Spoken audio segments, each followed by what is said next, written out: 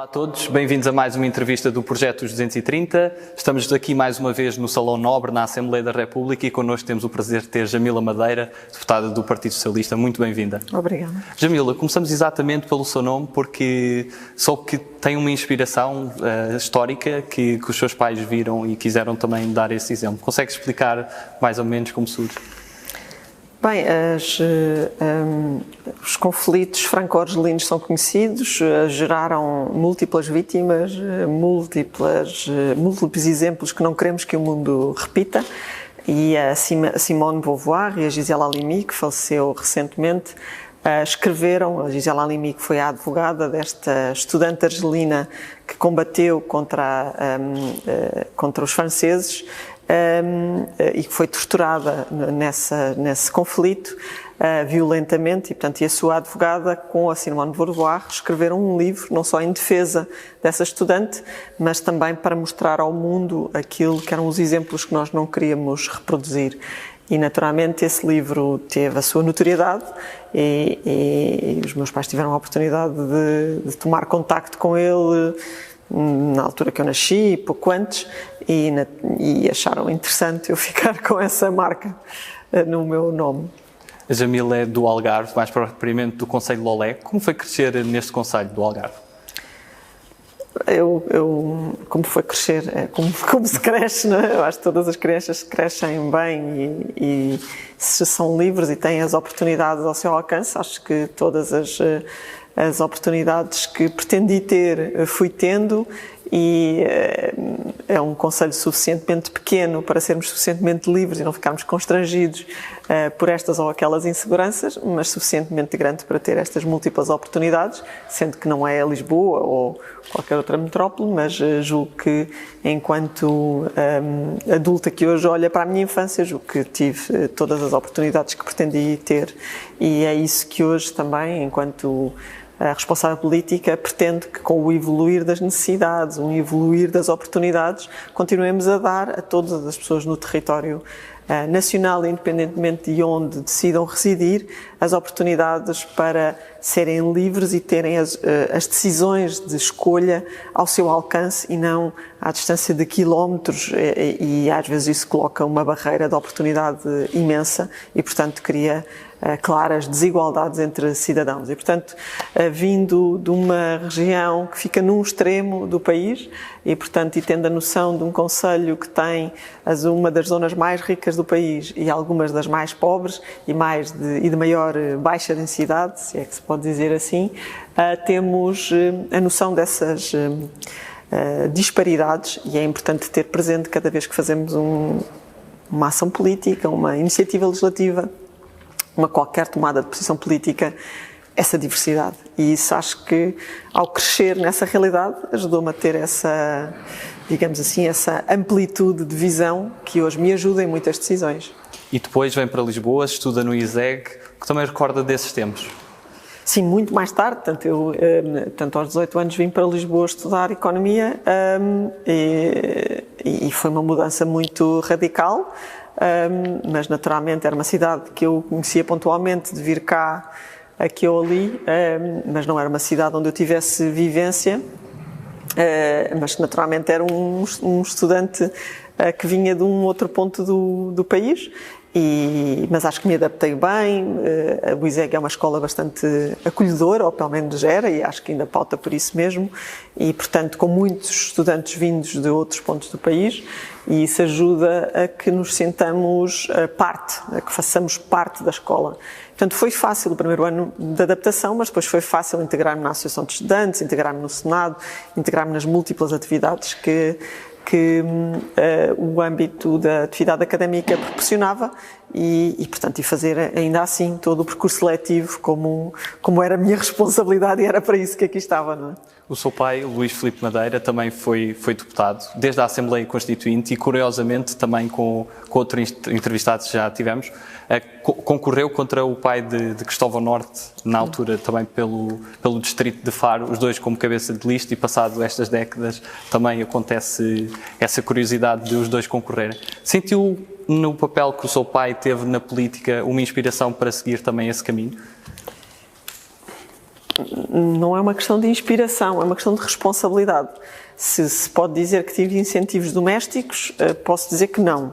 Se pode dizer que tive sementes domésticas, posso dizer que sim. Porque o facto do meu pai, desde sempre, passar muito tempo fora, a dedicar a coisas e a causas que não eram evidentes no contexto doméstico, portanto eu tinha que explorar e perceber o que é que ele andava a fazer, naturalmente levou-me a ter uma curiosidade muito precoce, a perceber porque é que era tão importante ele estar noutros sítios em vez de estar ali connosco, não é? Comigo e com a minha irmã. E, portanto, naturalmente, abriu-nos para perceber que há uma responsabilidade cívica e política da nossa intervenção, da nossa ação e não da nossa omissão, e, portanto, nesse sentido, pode-se dizer que me mobilizou para essa responsabilidade, mas se incentivou, bem pelo contrário, fez várias iniciativas para me demover deste caminho, mas naturalmente este caminho também não foi uma escolha de participação cívica e política, isso sim, mas todo o resto foram oportunidades que foram surgindo e desafios que aos quais eu fui respondendo positivamente, e uns correram melhor, outros correram pior, faz parte da vida política, é assim mesmo. E pegando também na participação cívica, desde cedo teve esse papel mais ativo, e já no tempo do governo do Dr. Cavaco Silva, manifestaram-se contra as realizações das provas PGA. O que é que o inspirou na altura, e sente que isso foi um marco no seu percurso que o levou também a querer ser mais combativa? Bem, o marco que me leva a escolher politicamente e a ter a noção é muito precoce, porque há um combate eleitoral que, por vicissitudes do momento, e não da minha idade, mas do momento, foi muito forte, que foi o conflito político presidencial Freitas do Amaral, Mário Soares, e que levou a que para mim ficasse claro, embora com uma tenra idade, a questão de esquerda-direita. Portanto, em que lado é que eu ideologicamente me situava. E naturalmente isso ficou absolutamente claro nesse momento eleitoral. Tive a oportunidade de lhes dizer a ambos, em conjunto, anos mais tarde, quando os três nos manifestámos contra a guerra do Iraque nas ruas de Lisboa e na aula magna, e portanto foi muito curioso, estávamos todos no mesmo barco, e depois de termos visões todos com grande evolução nessa matéria, e portanto isso é muito interessante e muito politicamente enriquecedor, e portanto foi nesse momento que eu clarifico a questão de esquerda e direita. E é posteriormente a isso, portanto, que a questão da ideologia, da construção da justiça, do papel da igualdade, do papel do Estado Social, do papel da escola e da educação e daquilo que providenciamos aos nossos cidadãos e aquilo que podemos exigir dos nossos cidadãos, que se coloca a questão da PGA. Ou seja, a PGA era uma prova que era uma prova colocada no final do percurso secundário. Eu ainda não estava nessa fase, mas para mim era absolutamente claro que a escola não poderia avaliar aquilo que não lecionava, os conhecimentos que não transmitia aos alunos, que não distribuía de maneira igual a todos para depois terem essa oportunidade de responder, sendo certo que todos depois teriam instrumentos para utilizar essa informação de maneira mais equitativa que outros, não é? E, portanto, apesar de nunca ser completamente igual, a escola tinha que o fazer de maneira igual para depois poder avaliar. E, ao considerar que era um instrumento de avaliação discriminatório e injusto, porque estava a avaliar conteúdos que não providenciava a esses alunos, considerei, apesar de não me afetar e de estar muito longe de me afetar, uma enorme injustiça. E ao considerar uma enorme injustiça, enquanto organizada nas minhas ideias políticas, não podia ficar indiferente. Tinha que me mobilizar para tentar que essa injustiça não fosse para a frente. E, portanto, não é uma questão de ser uma injustiça para comigo ou para com a minha geração, era uma injustiça para com a sociedade e para com uma realidade da sociedade, e que eu estava a ver como evidente e, portanto, tinha que me mobilizar. E foi isso que fizemos. Mobilizámos-nos, organizámos contactos entre escolas, Fomos para a rua, foi de facto muito interessante ver como é que os nossos argumentos conseguiam de facto mobilizar os estudantes e de uma maneira geral a sociedade, e foi possível reverter essa decisão e impedir que a PGA prosseguisse. E portanto pode-se dizer que demos mais um contributo para que o mundo fosse um bocadinho mais justo. Ainda não perfeito, como se sabe, estaremos sempre a trabalhar em prol da perfeição por cada dia que andamos, mas, e dificilmente lá chegaremos, mas temos que o fazer. E se não o fizermos é que claramente estamos a trabalhar em prol de construção de maiores injustiças. E portanto foi isso que me mobilizou, foi isso que me fez ir para a rua e trabalhar esse grau de justiça. Hoje, dia 5 de novembro, tivemos eleições na terça-feira nos Estados Unidos e ainda não chegámos a um resultado, ainda não sabemos quem será o próximo presidente dos Estados Unidos, porque é exatamente uma eleição muito disputada. Muito disputada foi também a sua primeira eleição para secretário-geral da JS e, na altura, contra Ana Catarina Mendes, decidiu-se tudo por um voto. Qual é o misto de sentimentos quando uma eleição é tão intensa para quem nunca, por exemplo, para quem está lá em casa e nunca concorreu a uma eleição? Bem, eu primeiro, todas as eleições que eu concorri foram disputadas. Nunca tive eleições nem por unanimidade, nem candidata única. Portanto, não sei o que é que isso significa. Portanto, tenho sempre a ansiedade e a responsabilidade de responder aos eleitores e seja ele o universo eleitoral que for, e de lhes reportar, relatar tudo aquilo que faço e que produzo. É certo que o resultado e o colégio eleitoral era vasto, eram mais de 1000 votos, e resultou num resultado de uma diferença de 1 voto. Uma eleição muito dura, muito escrutinada, com um regulamento eleitoral muito pesado e muito criterioso, e portanto pode-se dizer que em termos de accountability foi absolutamente à prova de bala, mas e por isso mesmo se calhar resultou nesse mesmo resultado eleitoral, nesse mesmo output. O que para mim é absolutamente claro é que eu própria já tinha passado por situação semelhante, ao inverso, anos antes, numa realidade regional. Não por 1, mas por 3, o que podia dizer que já tinha alguma endurance relativamente a essa matéria. Mas é óbvio, eu percebo que para quem fica do lado perdedor é mais difícil, mas também tenho a noção que quem fica do lado vencedor, e foi isso que eu procurei fazer, tem a responsabilidade de agregar e de tornar todos seus, de os envolver, de os mobilizar e de notar que nós não queremos, quando assumimos uma posição em que o resultado é tão à justa, não queremos fraturar, queremos sim agregar e construir algo em prol da sociedade. Portanto, é para isso que essa organização serve, para passar uma mensagem, construir uma mensagem ideológica em prol da sociedade, ideologicamente marcada, mas não para fraturar. E, portanto, foi nesse sentido que trabalhei e nunca... mas percebo os amargos de boca que outros sentiram e, naturalmente, eu próprio já tinha sentido noutros momentos, portanto, sei perfeitamente o que é que isso significa. Jamila foi também deputada... Faz parte da democracia. Foi deputada municipal e tem um vasto percurso como deputada à Assembleia da República. Qual é o dia-a-dia de um deputado? E o que é que destaca mais desta vida diferente?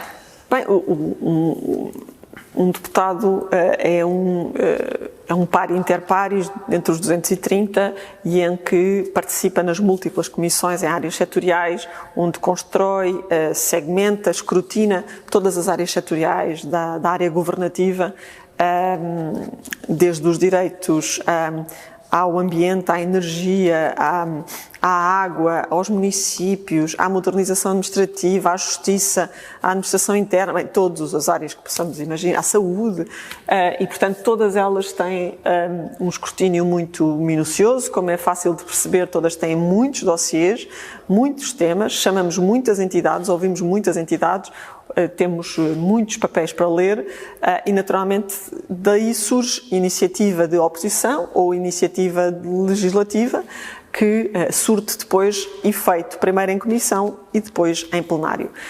Nesse contexto também há com frequência visitas ao terreno, seja por via das comissões parlamentares, seja por via dos grupos parlamentares, no sentido de os deputados estarem mais próximos e promoverem essa articulação mais estreita com os cidadãos, porque apesar da porta estar sempre aberta aqui para os cidadãos, e estamos precisamente na bancada do palácio mais próximo do sítio onde normalmente os cidadãos gostam de se vir manifestar, e nós temos a oportunidade de articular e ver ao vivo aquilo que eles nos solicitam,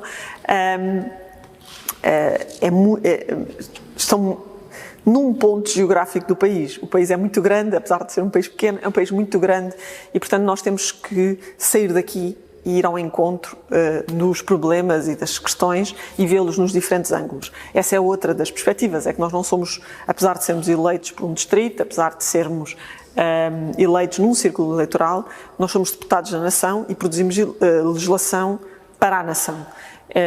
Portanto, esse ponto de equilíbrio é sempre algo muito importante, e tendo presente que há realidades que são muito específicas e que ainda assim têm que ser acomodadas e salvaguardadas enquanto tal. E toda essa vivência, há assim algum momento que a tenha marcado mais na sua experiência de deputada? Sim, há muitos momentos que me marcaram. Eu posso dizer que há um momento de viragem que é muito interessante, que eu gostava de sublinhar. A Assembleia da República é um espaço aberto aos cidadãos, sempre foi, mas a determinado momento passou a ser mais, e quando foi possível ter uma lógica de iniciativas legislativas dos cidadãos e começar a ter mais petições e todo esse processo ser mais célere, essa dinâmica começou a ganhar outra forma.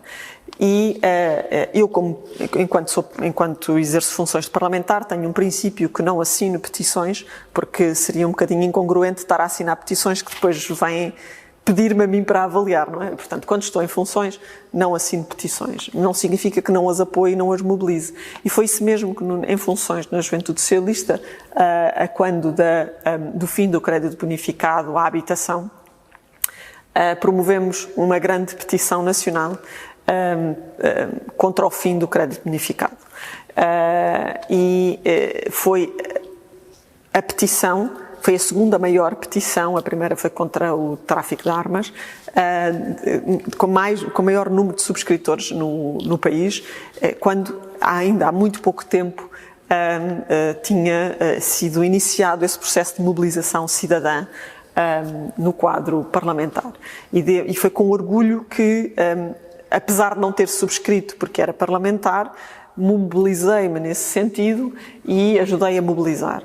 E devo-vos dizer que a experiência é muito, muito interessante. Depois disso, este grau de participação e, inclusive, o Partido Socialista ter ajudado a ter promovido aqui o fim dos recibos verdes, que chega ao Parlamento por via de uma petição e que é aprovado por via parlamentar do Partido Socialista e de uma realidade que o Partido Socialista ajuda a construir ainda no seu anterior governo, nos dá uma noção de como é que estas sinergias entre aquilo que de facto já se cria em termos parlamentares e aquilo que de facto se quer em termos de cidadãos, e esse é o encaixe, é o puzzle que nós queremos de facto ver, é que o Parlamento responda a uma realidade de cidadãos sem que se deixe amordaçar ou constranger por visões que às vezes estão deturpadas ou queremos conduzir de uma maneira um pouco diferente, mas que o que nós queremos é que os cidadãos nos percebam.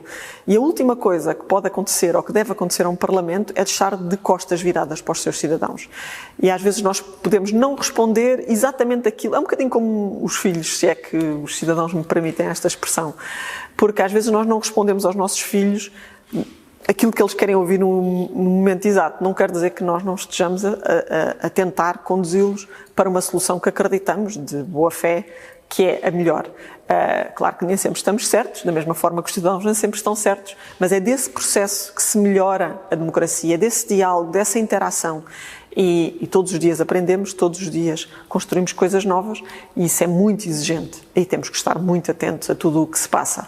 O pior que pode passar num Parlamento, apesar de também ser muito feito disso, e muitos dos telejornais são feitos disso, é a espuma dos dias. São os faits-divers de um discurso aqui, um discurso ali, e não acontecer nada. Isso, por vezes, é visto negativamente pelo cidadão e, apesar de ter o seu papel, o cidadão acha que não é consequente e, portanto, desliga, ou seja, deixa de nos ouvir. Portanto, temos que fazer muito bem esse ponto de equilíbrio e nem sempre é fácil. Portanto, é um espaço de espuma dos dias, de soundbites para a comunicação, porque sem comunicação também não há trabalho, não há capacidade, não há emissor e receptor.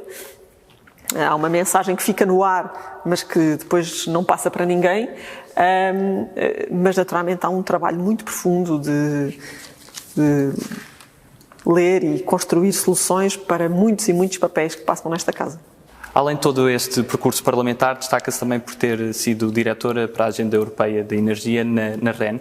O que lhe trouxe de experiência também essa experiência empresarial e essa lógica também um pouco distinta?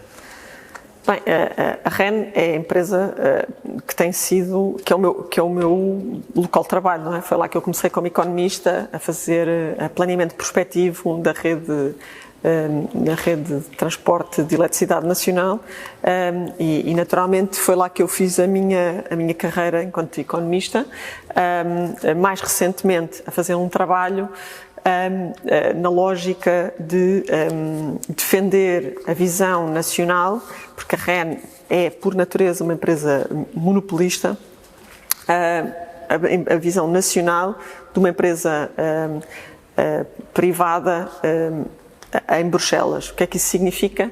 Significa que muitas vezes as nossas empresas, as nossas entidades se colocam numa posição defensiva relativamente às mais de 70% da legislação que decorre de iniciativas europeias. Ora, o processo legislativo europeu é muito diferente do processo legislativo nacional, sobretudo porque, primeiro, começa muito mais cedo.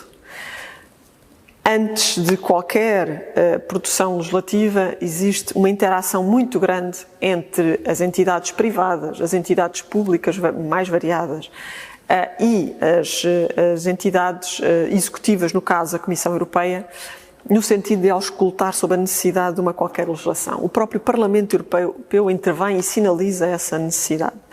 Quando essa interação acontece, acaba a Comissão Europeia conhecer e auscultar o porquê e as sensibilidades várias dos diferentes Estados-membros, agora 27.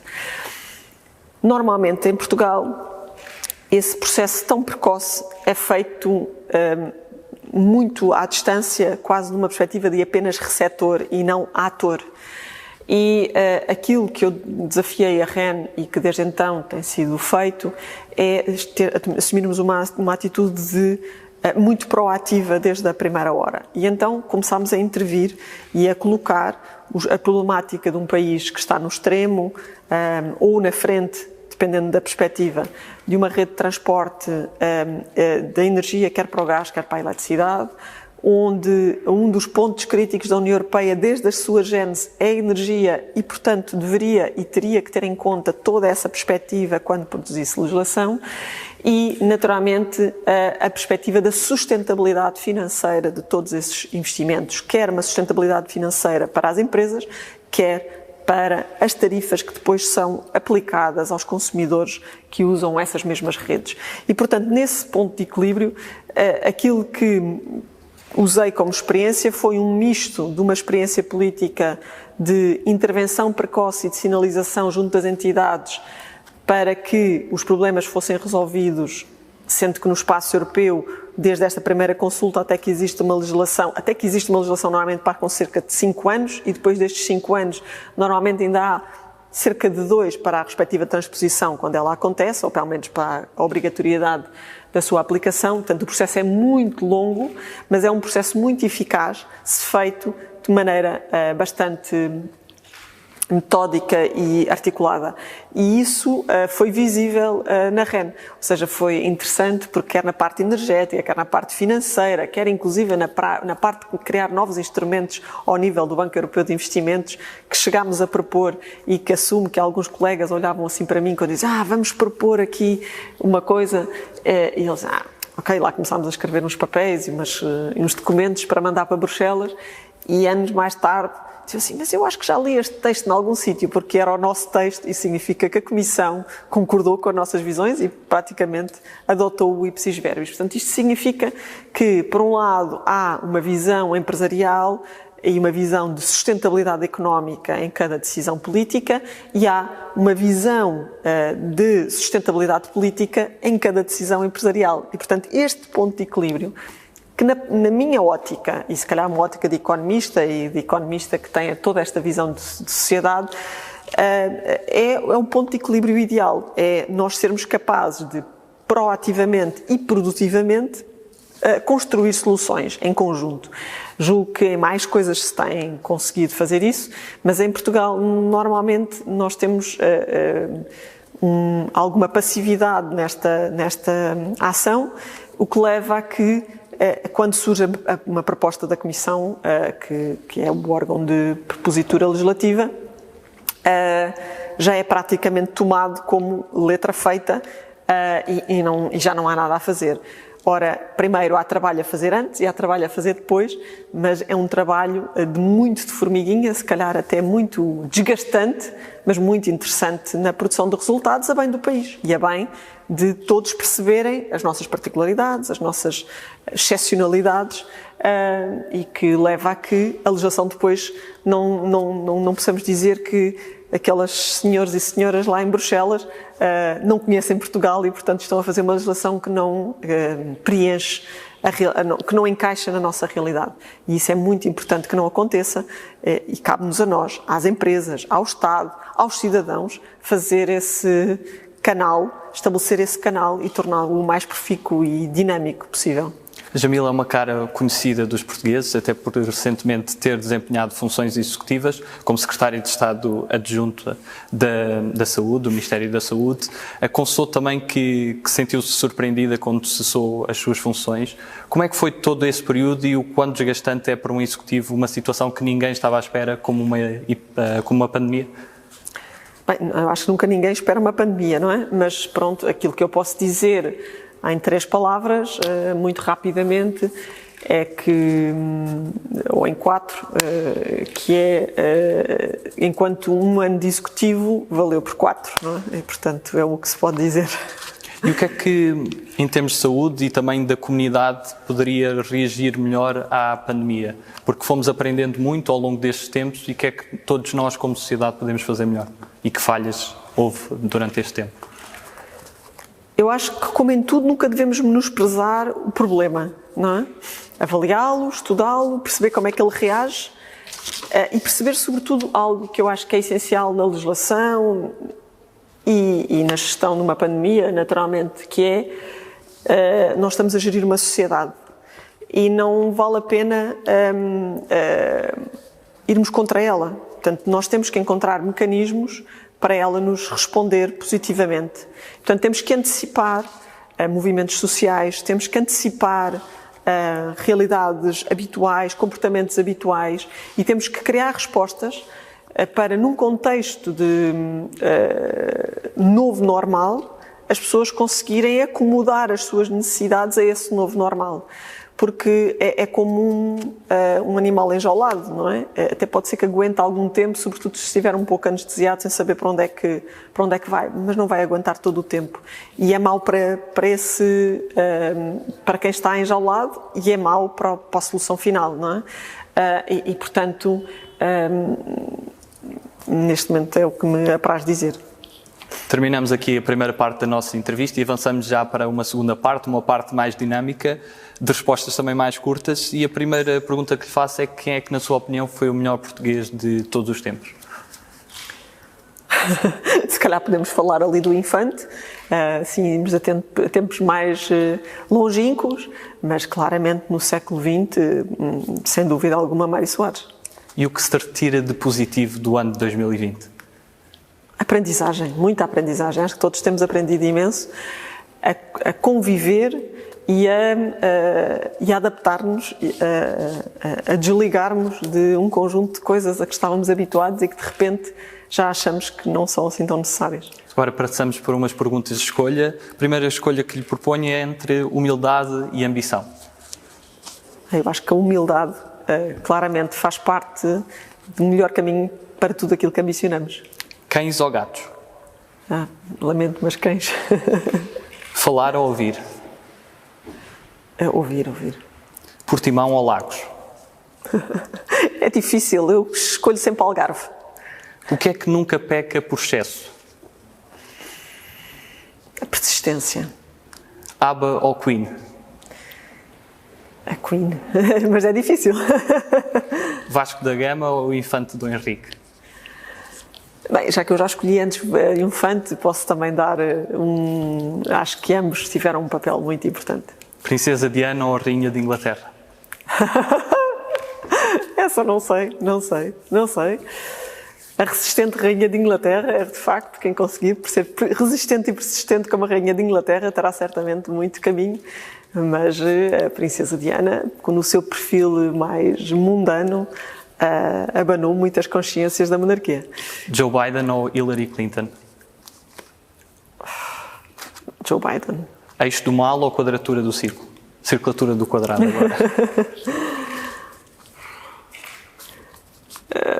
A circulatura do quadrado. Hermano José ou Ricardo Araújo Pereira?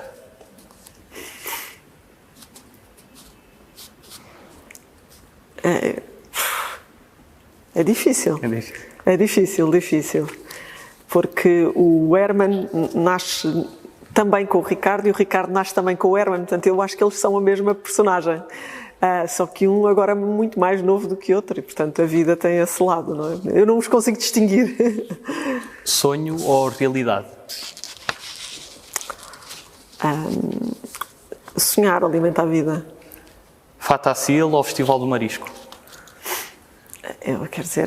Eu sou frequentadora do Festival do Marisco, mas desde criança que fui à Fatacil, portanto, se calhar começava pela Fatacil. 230 ou 180? Em que sentido? De deputados. Ok, 230. Qual é a figura histórica que inspira mais? Mesmo seja de um campo fora da política? Não, mas a figura histórica que mais me inspira é, sem dúvida, Nelson Mandela. Talvez a maior liderança do mundo, sim. E com quem gostava de jantar e nunca jantou? Talvez com Nelson Mandela. Com Nelson Mandela. E qual é que seria o prato principal? Como é que ele acabou com o apartheid? E qual é o livro que não se cansa de ler e que o inspirou também mais? As Cruzadas Vistas pelos Árabes, de Amin Maalouf. E em termos de filmes? A Vida é Bela. Com o grande Roberto Benigni. Qual é aquele país que nunca visitou e gostaria de visitar? Bem, eu já visitei muitos países, mas talvez o México.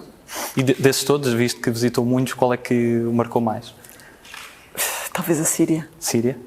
Muito distinto da realidade que estamos habituados. Não, muito distinto da realidade que nos descrevem. É mais isso. Em qual ministério, se tivesse a oportunidade de voltar a servir num governo, em qual ministério é que sentiria que teria um maior contributo? Não consigo antecipar isso, não consigo. E o que mudou na sua vida desde que foi eleita pela primeira vez deputada? O que é que mudou? Vamos lá ver. Não é fácil responder, porque eu tento que não mude muito. Porque aquilo que nós devemos manter-nos, enquanto estamos titulares de um cargo político, é o mais iguais a nós próprios.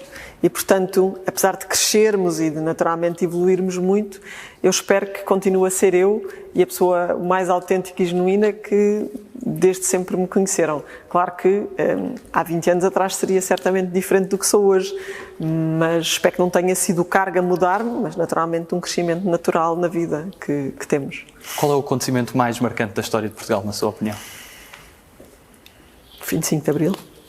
E agora passamos para um segmento de palavras soltas. Eu vou enumerar algumas palavras e peço que me diga o que lhe vem à cabeça. A primeira que escolhi é compromisso.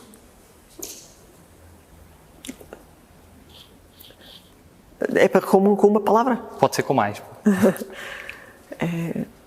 É um lema de vida. Compromisso. Energia. Permite-nos avançar. Voz. Sem ela não conseguiremos mover o mundo. Lealdade. Essencial. Desilusão. Muitas. Casa. Calor. Touradas. Complexo. Emergência. Emergência. Emergência.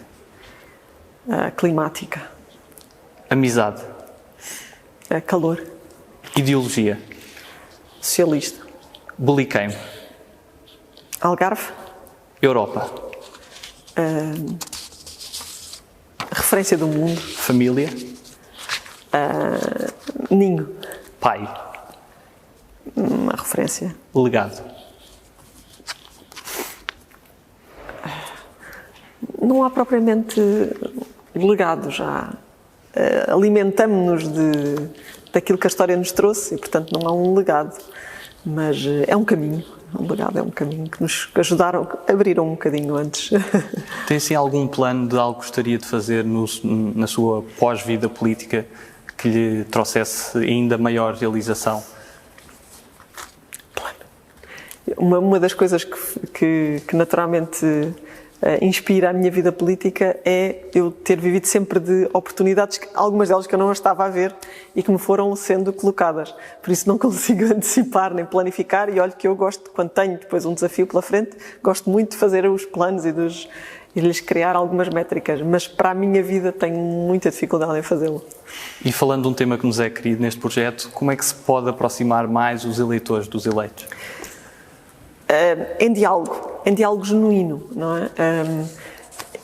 Nós não falámos aqui, mas de qualquer forma gostava de o referir, que eu filo, enquanto deputado aqui, ao Parlamento Nacional, que foi manter sempre um processo de accountability entre o cidadão nacional e o deputado da Assembleia da República, desde sempre. Filo quando estive no Parlamento Europeu, onde mantive contactos regulares, trimestrais, de eventos, de estágios, de dinâmicas de interação muito próximas, de iniciativas com um lado quase quinzenal, e o que permitia e um gabinete de proximidade, uma porta aberta, e uma porta não tem que ser física, mas no caso até era, mas não tem que ser física, mas na prática, independentemente de não podermos responder positivamente ao cidadão, é sermos proativos na construção de um outro caminho, do caminho em que nós acreditamos. A democracia é isso, ou seja, é nós termos múltiplas ideias e angariarmos seguidores nessas nossas ideias, debatendo com essas pessoas genuinamente. Às vezes estamos mais solitários, outras vezes estamos menos, mas nunca nos convencendo que o mundo das redes sociais, da comunicação social, de tudo aquilo que não tem rosto, é a comunicação com o cidadão. Aquilo comunica com o cidadão, com certeza, mas não faz a única comunicação com o cidadão. E naturalmente eu tento manter essa proximidade. Nem sempre é fácil e as muitas reuniões no Parlamento dificultam muito isso. No Parlamento Europeu o modelo organizativo facilitava termos uma agenda mais organizada nesse aspecto, mas acho que esta vossa iniciativa permite, por um lado, que os cidadãos nos conheçam melhor, por outro, que sintam que somos os seus interlocutores, independentemente de virmos do distrito que está nos antípodas do seu, e naturalmente termos a capacidade e a humildade de ouvir, mesmo que não estejamos capazes de concordar. É assim que se faz a democracia, é mobilizando novos pares para este processo de reforço democrático todos os dias. E por isso eu acho que este vosso trabalho é muito importante. E é muito importante também, quando eu digo 230, eu não digo 180, porque não é indiferente num território que já é deprimido e de baixa densidade em muitas zonas do país, dizermos que, de repente, porque passamos para 180, e é essa a consequência quase direta de que isso vai acontecer. Há territórios que não têm representantes mais diretos, que não têm pessoas que conhecem como pormenor. É quase como dizer que haveria zonas do território que não teriam o seu presidente de Câmara, o seu município, o seu autarca, aquele que conhece mais de perto a sua realidade. E seria, naturalmente, uma perda de ligação entre a democracia, entre o Estado de Direito e o cidadão, e a perda seria certamente muito má para aquilo que se pretende como reforço do Estado Democrático. Se fosse possível resumir Portugal numa só palavra, que palavra escolhia? País com futuro. E que mensagem Não é uma palavra. Que mensagem para terminar gostaria de deixar aos portugueses? É preciso acreditar e é sobretudo preciso sair do sofá e mobilizar-nos, quer dizer, cumprindo as regras de confinamento e de isolamento, mas sair do sofá no sentido de que temos que arregaçar as mangas e demonstrar que somos capazes de ajudar a construir soluções. Eu julgo que na primeira fase da pandemia nós mostramos isso, fomos particularmente excepcionais na construção e na busca de soluções, na construção e na solidariedade na mobilização dos cidadãos, e acho que isso foi bem demonstrativo de que quando nós queremos enfrentar os nossos problemas, que quando nós queremos de facto não ficar sentados no sofá à espera que alguém se apresente como a solução para os nossos problemas, nós somos capazes de, em conjunto, resolver os nossos problemas. E por isso, uma sociedade mobilizada e empenhada em resolver os problemas fará com que Portugal seja um país com um grande futuro pela frente. Jamila Madeira, muito obrigado pela sua participação e assim terminamos esta entrevista. Obrigada. Obrigado a todos e voltaremos sempre com o mesmo objetivo de debater a distância e também de promover a cidadania ativa. Muito obrigado.